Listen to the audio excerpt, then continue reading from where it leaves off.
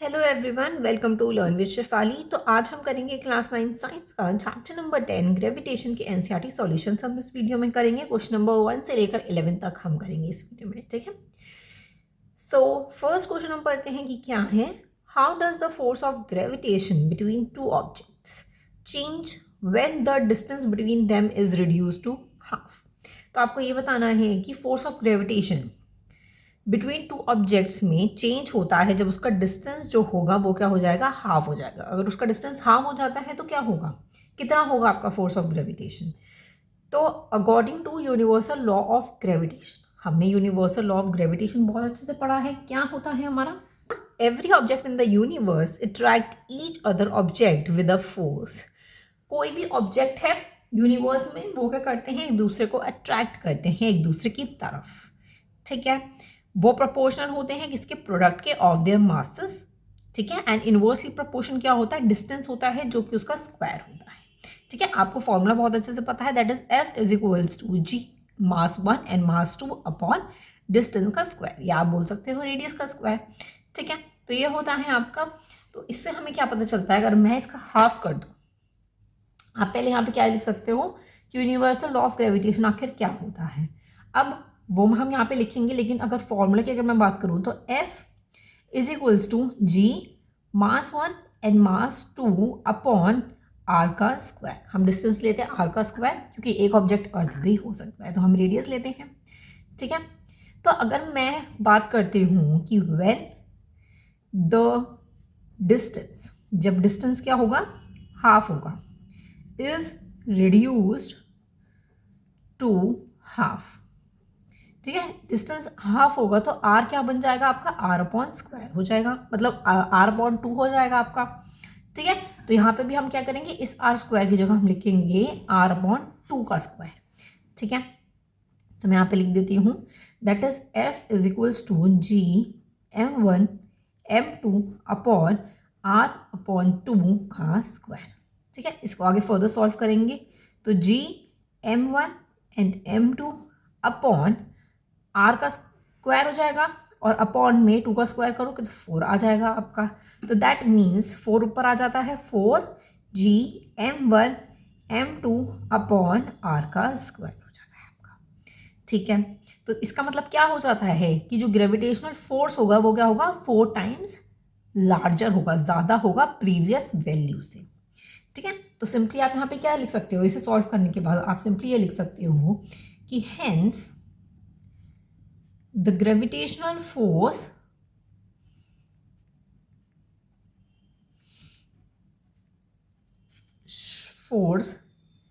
becomes 4 times क्या हो जाएगा, लार्जर हो जाएगा, 4 times larger than than that of the previous value. Previous value से क्या होगा, 4 टाइम्स ज़्यादा हो जाएगा, ठीक है। ये लाइन आपको ज़रूर लिखनी है, और ये सॉल्व करने से पहले आपको यहाँ पे यूनिवर्सल लॉ ऑफ ग्रेविटेशन जो मैंने आपको बताया वो आपको यहाँ पे लिख देना है यहाँ पे, ठीक है।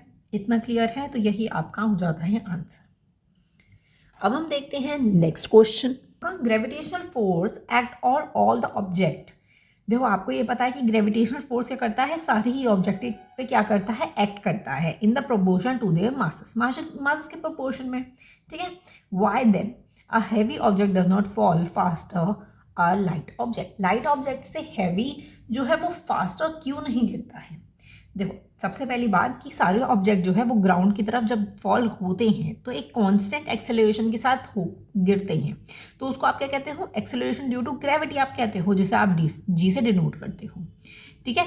लेकिन कांस्टेंट एक्सेलरेशन कब होता है, जब कोई एयर प्रेजेंट नहीं होती। अगर एयर प्रेजेंट होगी तो हर ऑब्जेक्ट अलग अलग तरीके से गिरेगा, अलग अलग एक्सेलरेशन के साथ गिरेगा, ठीक है। कांस्टेंट एक्सेलरेशन होगी तो वो उसके मास पे, ऑब्जेक्ट के जो मास है उस पर डिपेंड नहीं करता है। इसी वजह से एक हैवी ऑब्जेक्ट जो होता है वो फास्टर फॉल नहीं करता है लाइट ऑब्जेक्ट से। सारे ऑब्जेक्ट जो वो एक कांस्टेंट एक्सेलरेशन के साथ ही गिरेंगे अगर कोई एयर प्रेजेंट नहीं है। एयर की कोई बात नहीं की गई इसमें, सिर्फ सिंपली यही चीज़ इसमें बोली गई है, तो यही चीज़ आपको इसमें बतानी है। तो मैं यहाँ पे जल्दी से क्या करती हूँ, आंसर लिख देती हूँ।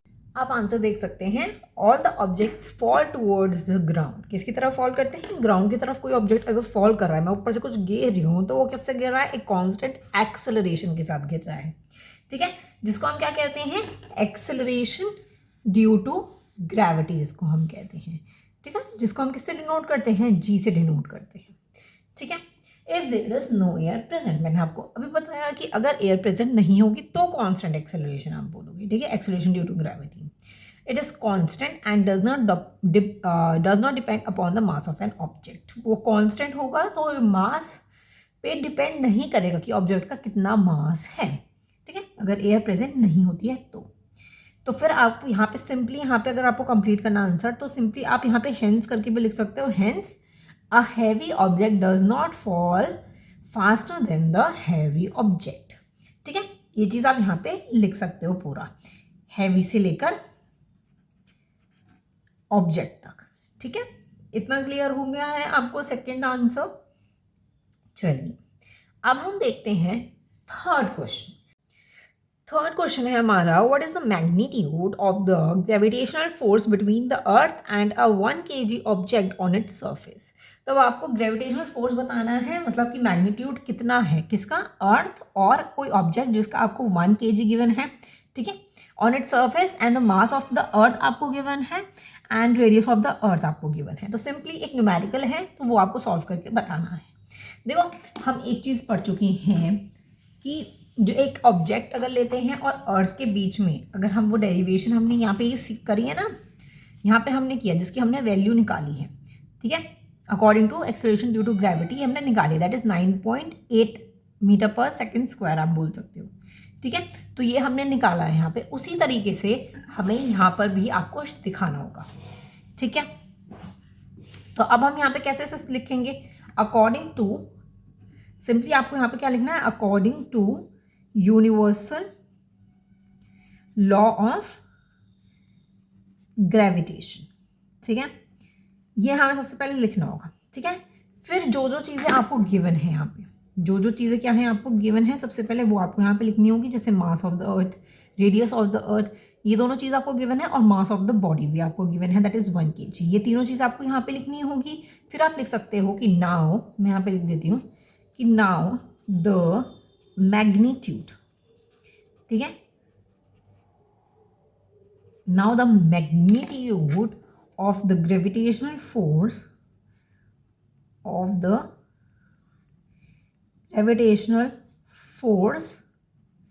between the earth, gravitational force between the earth and किसके बीच में था? and the body can be given as आपको सिंपली वही फॉर्मूला सिंपली आपको यूज करना है। तो क्या हो जाता है आपका? F is equals to G, capital M मतलब अर्थ और छोटा m मतलब कोई ऑब्जेक्ट, अपॉन में क्या हो जाएगा आपका? रेडियस का स्क्वायर। r हम क्यों लेते हैं? क्योंकि अर्थ का तो हम एक रेडियस लेंगे ना, ठीक है, तो इसलिए r का स्क्वायर। तो आगे हम इसको सॉल्व करेंगे, तो वैल्यूज देखते हैं। g की वैल्यू आपको पता होनी चाहिए कितनी होती है? 6.7 इंटू 10 की पावर 11 होती है, ठीक है, इंटू m दैट इज 10, जो मास ऑफ द और आपको मास ऑफ द अर्थ दे रखा है, ठीक है, तो वो हम लेंगे, दैट इज 6 इंटू 10 की पावर 24। तो यहाँ पे हो जाता है 6 इंटू 10 की पावर 24 और इंटू 1, जो एक ऑब्जेक्ट का है, अपॉन में रेडियस आपको गिवन है, दैट इज 6.4 इंटू 10 की पावर 6 का स्क्वायर, ठीक है। इतना क्लियर है। तो मैंने आपको इसको सॉल्व करने का तरीका बताया था। क्या बताया था? कि आपका ये जो 6.7 है इंटू 6, इसे अलग कर दीजिए, और जो आपको 10 की पावर्स आपको गिवन है वो अलग कर दीजिए, ठीक है। तो आप क्लियरली आसानी से इसको सॉल्व कर पाओगे। दैट इज 6.7 इंटू 6 अपॉन 6.4 का स्क्वायर होगा ना, तो 6.4 लिख देती हूँ, ठीक है, इंटू 10 की पावर -11 इंटू 10 की पावर 24 अपॉन 10 की पावर 12। अब आप इसको सिंपली सॉल्व कर सकते हो, आंसर वही आपका आएगा, दैट इज 9.81 न्यूटन लिख सकते हो आपको, क्योंकि आप फोर्स निकाल लो ना, तो सिंपली आप न्यूटन लिख दो, मीटर पर सेकंड स्क्वायर लिखने की जरूरत ही नहीं है, ठीक है, सिंपली आप न्यूटन में लिखो। इतना क्लियर है? तो आपको बस ऐसे सॉल्व करके बताना है। आप इसको भी और सॉल्व करके दिखा सकते हो कैसे कैसे आपने किया है, बट आपको इस तरीके से आप सॉल्व करोगे तो ज़्यादा ईजिली सॉल्व हो जाएगा, ठीक है। इतना क्लियर है third question. Second question, first question, सब में ही हमने किसकी बात कर रही है, यूनिवर्सल लॉ ऑफ ग्रेविटेशन। तो ये एक इंपॉर्टेंट कंसेप्ट है, तो आपको क्या करना है, इसको बहुत ही अच्छे से लर्न करना है, बहुत ही अच्छे से समझना है कि आखिर ये क्या होता है, फॉर्मूलाज, डेरिवेशंस वगैरह सब अच्छे से करनी है। ठीक है, इतना क्लियर हो गया है। चलिए अब हम नेक्स्ट क्वेश्चन पर चलते हैं। तो फोर्थ क्वेश्चन है हमारा, the earth and the moon are attract to each other by the gravitational force. देखो यूनिवर्सल लॉ ऑफ ग्रेविटेशन क्या कहता है कि दो ऑब्जेक्ट जो है वो एक दूसरे को क्या करते हैं, अट्रैक्ट करते हैं इक्वल फोर्स के साथ और ऑपोजिट डायरेक्शंस में एक दूसरे को अट्रैक्ट करते हैं। तो अर्थ और मून के साथ क्या है, वो दोनों एक दूसरे को क्या कर रहे हैं, अट्रैक्ट कर रहे हैं। ठीक है, by the gravitational force. Does the earth attract the moon with a force that is greater or smaller? तो क्या अर्थ जो है वो मून को अट्रैक्ट कर रहा है एक फोर्स के साथ, क्या फोर्स क्या ज़्यादा है या फिर कम है या फिर सेम है as the force with which the moon attract the earth? Why? Simply आपको ये बताना है कि जो अर्थ जो है वो मून को अगर अट्रैक्ट कर रहा है सेम फोर्स के साथ, या फिर उससे ज़्यादा फोर्स लगा रहा है या फिर उससे कम फोर्स लगा रहा है, ये चीज़ आपको बतानी है। तो यूनिवर्सल लॉ ऑफ ग्रेविटेशन का आप इसमें कंसेप्ट लिख सकते हो शुरू में कि टू ऑब्जेक्ट जो है अट्रैक्ट करते हैं एक दूसरे को इक्वल फोर्स के साथ but in the opposite directions में। ठीक है, अगर मैं बात करूँ, ये है आपका एम अर्थ, मतलब मास ऑफ द अर्थ। ठीक है, और ये है आपका mass of the moon, M करा है तो मून, ई लिखा है मैंने तो अर्थ। ठीक है, इन दोनों के बीच जो आपको फॉर्मूला पता है ना यूनिवर्सल ऑफ ग्रेविटेशन का, जो डिस्टेंस है इन दोनों के बीच में उसको आर लेती हूँ क्योंकि हम रेडियस लेंगे। ठीक है, और दोनों में ही क्या लग रहा है, सेम फोर्स लग रहा है लेकिन ओपोजिट डायरेक्शन में। अर्थ जो मून को फोर्स लगा रहा है, अट्रैक्ट कर रहा है अपनी तरफ, वो भी सेम फोर्स लग रही है, और मून जो अर्थ को अट्रैक्ट कर रहा है उसमें भी आपको सेम फोर्स ही नजर आएगी। तो दैट मीन्स फोर्स ना ज़्यादा लग रही है ना कम लग रही है, वो क्या लग रही है, सेम फोर्स लग रही है। ठीक है, तो सिंपली आपको इसके अंदर क्या लिखना है, according to universal law of gravitation. इसके अकॉर्डिंग मैंने बताया था आपको कि दो ऑब्जेक्ट्स जो होते हैं वो एक दूसरे को अट्रैक्ट करते हैं, किसके साथ, इक्वल फोर्स के साथ, लेकिन ऑपोजिट डायरेक्शंस में। जैसे यहाँ पे हो रहा है मून और अर्थ के साथ, ऑपोजिट डायरेक्शन में सेम फोर्स लग रहा है। तो the earth attract the moon with the same force के साथ क्या कर रहे हैं, एक दूसरे को अट्रैक्ट कर रहे हैं as the moon exert on each on the earth but the force act in the opposite directions. इसीलिए क्या लग रहा है, फोर्स जो है वो ऑपोजिट डायरेक्शंस में लग रहा है। ठीक है, इतना क्लियर हो गया है। सेम ही चीज़ बोली गई है, जो यूनिवर्सल लॉ ऑफ ग्रेविटेशन होता है वही अभी तक हम रिपीट करते आ रहे हैं कि इक्वल फोर्स के साथ दोनों एक दूसरे को अट्रैक्ट कर रहे हैं, चाहे कोई ऑब्जेक्ट की बात कर लो, ठीक है, या फिर मून और अर्थ की हम बात कर लें। ठीक है, क्वेश्चन नंबर 5 है, if the moon attracts the earth. अब मून की बारी आ जाती है। अब तक था क्या, अब तक ये था कि अर्थ अट्रैक्ट करता है मून को, अब की बारी है कि मून जो है वो अट्रैक्ट करता है अर्थ को। Why does the earth not move towards the moon? अब वही सेम चीज़ आ जाती है इसमें कि मून, अर्थ जो है वो मून की तरफ अट्रैक्ट क्यों नहीं करता, उसके ऊपर क्यों नहीं गिरता वो सब जाके। ठीक है, तो सिंपली आप बोल सकते हो कि अर्थ और मून जो है वो इक्वल ग्रेविटेशनल फोर्स जो है वो एक्सपीरियंस करते हैं। जैसे मैंने आपको ऊपर बताया, दोनों का फोर्स जो है वो ऑपोजिट डायरेक्शन में लग रहा है और इक्वल फोर्स लग रहा है। ठीक है, the mass of the earth जो कि लार्जर है as compare to mass of the moon. ठीक है, तो एक्सेलरेशन जो रेट होगा वो होगा कम, इसीलिए जो है अर्थ उसकी तरफ मूव नहीं करता है। तो यही एक रीज़न है। तो इसका आंसर आप कैसे लिखोगे, तो मैं यहाँ पे जल्दी से आंसर लिख देती हूँ। The earth and the moon experience equal gravitational force from each other. मैंने वही आपको बोला कि इक्वल ग्रेविटेशनल फोर्स हो रहा है, ऑपोजिट डायरेक्शन में हो रहा है। However the mass of the earth क्या है, लार्जर है than the mass of the moon से, hence it's accelerate at the rate lesser than the acceleration rate lesser than the acceleration rate of the moon। तो मैंने यहाँ पे दो बार लिख दिया है। ठीक है, तो एक्सेलरेशन रेट जो है मून का लेसर अर्थ का है। ठीक है, hence it accelerate at the rate किसका, लेसर है than the acceleration rate of the moon से towards the earth. For this reason earth does not move towards the moon. ठीक है, एज सिंपल एज दैट। सारा ही अभी तक concept वही चलता आ रहा है। 5 क्वेश्चंस कर लिए हमने, लेकिन हमारा सेम कंसेप्ट चलता आ रहा है यूनिवर्सल लॉ ऑफ ग्रेविटेशन का। ठीक है, इतना क्लियर हो गया है। अब हम 6 क्वेश्चन देखते हैं। 6 क्वेश्चन है हमारा, what happen to the force between two objects. दो ऑब्जेक्ट्स के बीच फोर्स का क्या होगा अगर क्या, if the mass of the one object is double. अगर एक ऑब्जेक्ट का मास, खाली सिर्फ और सिर्फ एक ही ऑब्जेक्ट का आपको क्या करना है, मास को क्या कर देना है, डबल कर देना है, तो क्या होगा? जैसे अगर मैं बोलूं हमारा यूनिवर्सल लॉ ऑफ ग्रेविटेशन का फॉर्मूला क्या था? वो था आपका F is equals to G m upon r का स्क्वायर। ठीक है, एक ऑब्जेक्ट ले रही हूं मैं और एक अर्थ ही ले रही हूँ, इसलिए मैंने कैपिटल M कर दिया है। तो F क्या है? डायरेक्टली प्रोपोर्शनल है किसके? ऑब्जेक्ट्स के। ठीक है, तो मैं यहाँ लिख सकती हूँ F directly proportional to masses, दोनों ही मास मैंने यहाँ पे लिख दिया, डायरेक्टली प्रोपोर्शनल है। ठीक है, तो एक ऑब्जेक्ट को अगर मैं डबल करती हूँ तो फोर्स भी क्या हो जाएगी? डबल हो जाएगी। अगर मैं एक ही ऑब्जेक्ट को खाली डबल करने लग गई तो फोर्स भी तो डबल होगी, क्योंकि डायरेक्टली प्रोपोर्शनल है। तो सिंपली आपको आंसर में क्या लिखना है? यहाँ पे मैं लिख देती हूँ, if the mass of one object is doubled. ठीक है, बहुत ही सिंपल लैंग्वेज में मैं लिख रही हूं, then the force will be double. ठीक है, फोर्स क्या हो जाएगी? वो भी डबल हो जाएगी, राइट। सेकेंड पार्ट हम देखते हैं, the distance between the object is double and triple. अगर डिस्टेंस मतलब ये r, इसको अगर मैं डबल और ट्रिपल कर दूं तो क्या होगा? देखो सिंपली अगर मैं बोलूं, अगर मैं इसे डबल करती हूं तो क्या हो जाएगा? वो 1/4 हो जाएगा। ठीक है, अगर मैं इसका ट्रिपल करती हूं तो ट्रिपल का क्या हो जाएगा? 1/9 हो जाएगा। सिंपल, आपको स्क्वायर करना होगा ना, डबल और ट्रिपल करोगे तो स्क्वायर। ठीक है, तो आपको इतना तो क्लियर हो गया होगा। जैसे मैं स्क्वायर करके दिखा देती हूँ यहाँ पे, F directly proportional to capital M and छोटा m अपॉन r का स्क्वायर। अगर इसको मैं डबल कर दूँ तो क्या होगा? 4 आ जाएगा यहाँ पे।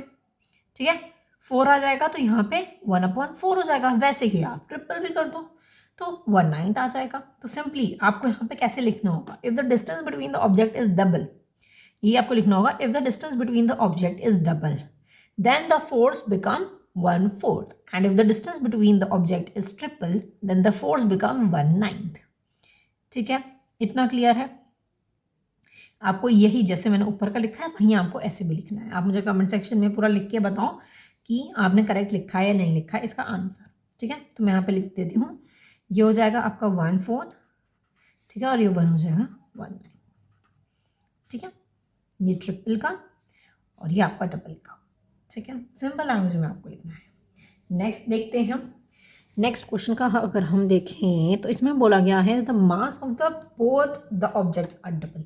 अब यहाँ पे मैं दोनों ही ऑब्जेक्ट के मासेस को क्या कर रही हूँ? मैं डबल कर दूँ तो क्या हो जाता है आपका? अब आपको ये चीज़ क्लियरली पता है कि F जो है वो क्या है?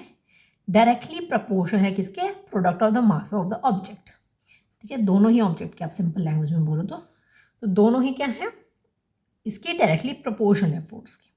ठीक है, तो मास जो होगा, दोनों का मास अगर हम डबल करते हैं तो ग्रेविटेशनल फोर्स क्या होगा? 4 टाइम्स ज़्यादा हो जाएगा ओरिजिनल वैल्यू से। ठीक है, यहाँ पे क्या था? एक ऑब्जेक्ट की बात हो रही थी तो यहाँ पे हमने डबल कर दिया, लेकिन अगर दोनों ऑब्जेक्ट करोगे तो उसका और डबल करना पड़ेगा, तो मतलब 4 टाइम्स ज़्यादा हो जाएगा आपका। तो सिंपली आपको इसके अंदर क्या लिखना होगा? If the mass of both the objects, यहाँ पे लगाओ, if the mass of the both the objects are double then the gravitational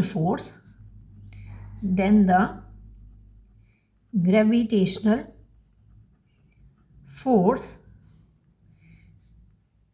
becomes क्या हो जाएगा? 4 times द ओरिजिनल वैल्यू। ठीक है, सिंपली ऐसे लिख सकते हो। ठीक है, 4 टाइम्स क्या हो जाएगा? ज़्यादा हो जाएगा। देखो तीनों ही पार्ट बहुत ही सिंपल थे। एक में एक ऑब्जेक्ट डबल होना था, ठीक है, तो फोर्स भी डबल हो जाती। इसमें था कि अगर हमारा डिस्टेंस डबल हो रहा है या ट्रिपल हो रहा है, और इसमें है आपका मास, दोनों का ही अगर डबल हो जाता है तो वो ऑफकोर्स 4 टाइम्स ज़्यादा हो जाएगा। ठीक है, इतना क्लियर है? चलिए अब हम देखते हैं नेक्स्ट सेवेंथ क्वेश्चन है what is the importance of universal law of gravitation. अब आपको इसमें इंपॉर्टेंस बतानी है। मैंने जब यूनिवर्सल लॉ ऑफ ग्रेविटेशन पढ़ाया था तो उसमें मैंने आपको इंपॉर्टेंस भी बताई थी। तो इंपॉर्टेंस क्या थी? अगर ये क्वेश्चन ना बहुत ज़्यादा मार्क्स में आता है तो सबसे पहले आप पूरा यूनिवर्सल लॉ ऑफ ग्रेविटेशन जो है पूरा अच्छे से एक्सप्लेन कर दो, ठीक है। ये डेरिवेशन करके दिखा दो कि कैसे कैसे ये बना है, कैसे ये डेरिवेशन हमने करी है। फिर आते हैं हम इंपॉर्टेंस पे। देखो इंपॉर्टेंस की अगर मैं बात करूँ तो motion of the moon around the sun, around the earth, ठीक है। मून का मोशन होना अराउंड द अर्थ, ये इंपॉर्टेंस होती है। The motion of the planets around the sun, planets की मोशन होना, ठीक है। तो आगे नेक्स्ट है the force that bind us to the earth, ठीक है। जो फोर्स जो है वो अर्थ को बाइंड करके रखती है। The times due to the moon and the sun, tides वगैरह जो होते हैं मून और सन की वजह से, ठीक है। तो ये इंपॉर्टेंस होती है। आप सिंपली ये पॉइंट जो है याद कर लो। अगर आपने यूनिवर्सल लॉ ऑफ ग्रेविटेशन नहीं पढ़ा हो तो लिंक आपको डिस्क्रिप्शन में मिल जाएगा प्लेलिस्ट का, तो आप जाके बहुत ही अच्छे से डिटेल में ये पूरा आप पढ़ सकते हो, ठीक है। तो ये इंपॉर्टेंस आपको इसमें लिखनी है। तो हम ये कर चुके हैं। नेक्स्ट देखते हैं। नेक्स्ट अब किस चीज़ का क्वेश्चन है, that is what is the acceleration of the free fall. Free fall की एक्सेलरेशन क्या होती है? सिंपली ये चीज़ पूछी गई। वैसे तो आप फ्री फॉल बेस पूरा एक्सप्लेन कर सकते हो अच्छे से इसमें, लेकिन अगर मैं इसकी एक्सेलरेशन की बात करूँ तो average acceleration on the surface of the अर्थ की अगर मैं बात करती हूँ तो कितना होता है? हमने डेरिवेशन करी है, निकाला है पूरा, that is 9.81 meter per second square, ठीक है, माइनस में। तो ये होती है। तो सिंपली आपको ये चीज़ इसमें लिख देनी है कि the average that the average acceleration of free fall, free fall का एक्सेलरेशन क्या होता है? इसके आगे आप लिख सकते हो on the surface of the earth is 9.81 meter per second square minus, ठीक है। इतना क्लियर है? या आप सिंपली ऐसे लिख सकते हो। अगर फ्री फॉल को ज़्यादा मार्क्स में आता है तो आप एक्सप्लेन कर सकते हो थोड़ा सा, ठीक है। चलिए नेक्स्ट देखते हैं question. What do we call the gravitational force between the earth और एंड ऑन ऑब्जेक्ट। देखो क्या कहेंगे उस ग्रेविटेशन फोर्स को बिटवीन द अर्थ और किसी भी ऑब्जेक्ट की। तो सिंपली आप क्या कहते हो? Gravitation force between the earth and an object is known as weight of the object, ठीक है। ग्रेविटेशनल फोर्स लग रही है उसको आप कहते हो वेट कहते हो। वेट तो सिंपली आपको ये चीज़ पता होना चाहिए that weight is equals to acceleration due to gravity, जिसका साइन होता है g upon mass, that mass of the object and acceleration due to gravity of the object, ठीक है। तो आप इसे ब्रैकेट में भी लिख सकते हो, that is a product of acceleration due to gravity and mass of the object, ठीक है। तो आपको सिंपली लिखना है that gravitational force between the earth and an object is called weight, ठीक है। सिंपली आपको लिखना है, सिंपली आप क्या बोलते हो? वेट ऑफ द ऑब्जेक्ट, ठीक है। इतना क्लियर हो गया है। चलिए अब हम देखते हैं next question, that is 10th question कि 10th क्वेश्चन क्या है आपका। बस हमारे ये 2 लास्ट क्वेश्चन बच रहे हैं, इसको और हम करेंगे इस वीडियो में। Amit buy a few grams of gold. Amit ने क्या बाय किया ना, कुछ ग्राम गोल्ड बाय किया था। किस पर बाय किया था? एट द पोल पर, as per the instruction of one of his friend. और किसने उसे बोला था बाय करने के लिए? उनके फ्रेंड्स ने बोला था, ठीक है। He and over the same he meet him at the equator. जिस फ्रेंड ने उसे सजेस्ट किया था उसी फ्रेंड को उसने क्या किया, उसको हैंड ओवर कर दिया, ठीक है। जब वो उससे मिला किस पर? इक्वेटर पर मिला। अब देखो इक्वेटर और पोल डिफरेंस है। Will the friend agree with the weight of the gold brought. क्या फ्रेंड जो है वो एग्री हुआ कि वेट जो था गोल्ड का जो लाया गया था? इफ़ नॉट वाई, ऐसा क्यों? क्योंकि जो वैल्यू थी जी की, मतलब गोल्ड की जो वैल्यू थी वो ज़्यादा थी at the pole rather than the equator. Equator से पोल पर ज़्यादा थी और इक्वेटर पे क्या हो गई, वो लेस हो गई। ठीक है, तो हिंट अगर मैं दूँ तो हिंट में मैं ये बोलती हूँ कि जो अर्थ जो है वो परफेक्टली स्पेरिकल नहीं होता है। तो हर जगह जो है वो वेट सेम नहीं हो सकता। ठीक है, आप इससे अंदाज़ा लगा सकते हो कि अर्थ जो है वो परफेक्टली स्पेरिकल नहीं है हमारी, लेकिन आप ये बोल सकते हो कि हर जगह जो है वो वेट सेम नहीं होता। और उसी से रिलेटेड ये क्वेश्चन भी है कि पोल पे जो था उसने खरीदा था, वेट डिफरेंट था, और अब इक्वेटर पे भी वेट डिफरेंट है। ठीक है, तो अगर मैं वेट बोलती हूँ तो वेट को भी आप क्या बोलते हो, फोर्स बोलते हो, is equals to mg, that is mass and acceleration due to gravity. ठीक है, तो रेडियस ऑफ द अर्थ जो था वो ज़्यादा था, किससे, from the pole to the equator से। तो वैल्यू क्या हो गई जी की वैल्यू क्या हो गई, ज़्यादा हो गई। ठीक है, तो गोल्ड जो था इक्वेटर पे उसका वेट था less at the pole rather than at the pole से। तो इसीलिए अमित का फ्रेंड जो है वो एग्री नहीं हुआ कि तुम उसी वेट का गोल्ड लाई हो। ठीक है, तो आप ये लिख सकते हो, radius of the earth increase from the pole to the equator, the value of g is greater, the gold at the equator weight less at the pole. तो गोल्ड का वेट जो हुआ इक्वेटर पे वो क्या था, कम था, किससे, पोल से। ठीक है, तो आप यहाँ पे लिख सकते हो कि hence अमित्स friend will not agree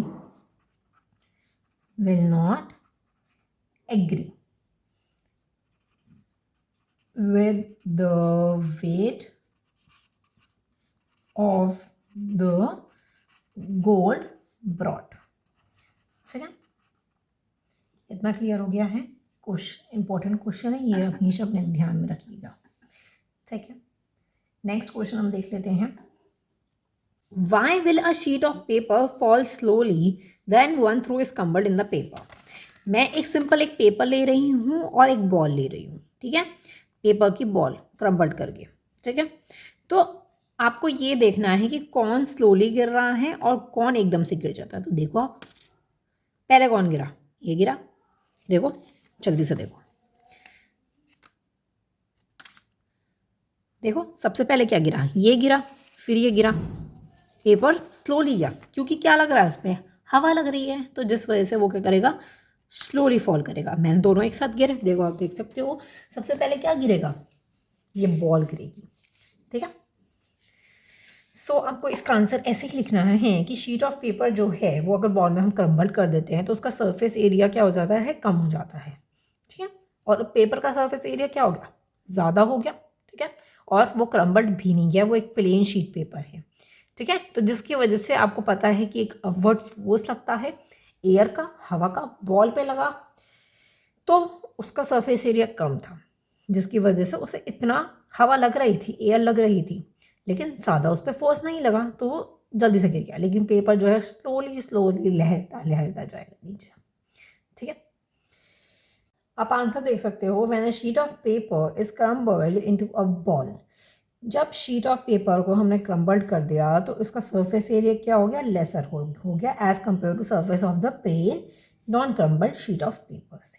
ठीक है, सरफेस एरिया कम हो गया, तो अपवर्ड फोर्स जो एग्जर्ट हुआ एयर का ऑन द शीट जो कि ज़्यादा हुआ as compare to the one exert in the ball. ठीक है, इतना क्लियर है। तो एक बॉल और एक प्लेन पेपर स्लोली जाएगा, लेकिन एक बॉल जो होगी वो एकदम से चली जाएगी। ठीक है, हवा दोनों पे लग रही है लेकिन प्लेन पेपर आराम से जाएगा बिकॉज उसका सरफेस एरिया ज़्यादा है। ठीक है, इतना क्लियर है। 11 क्वेश्चंस तक हमने इस वीडियो में कर लिया है, बचे हुए क्वेश्चंस हम क्या करेंगे, नेक्स्ट वीडियो में करेंगे। ठीक है, लंबी वीडियो नहीं करनी है हमें बिकॉज 22 क्वेश्चंस 22 ज़्यादा क्वेश्चंस हैं एक्सरसाइज में, तो हम नेक्स्ट वीडियो में करेंगे। आई होप आपको वीडियो पसंद आई होगी। नेक्स्ट वीडियो कौन सी चाहिए आपको कमेंट सेक्शन में ज़रूर बताइएगा, जल्दी से पार्ट 2 भी आ जाएगा। Thank you so much for watching, bye bye and keep supporting me.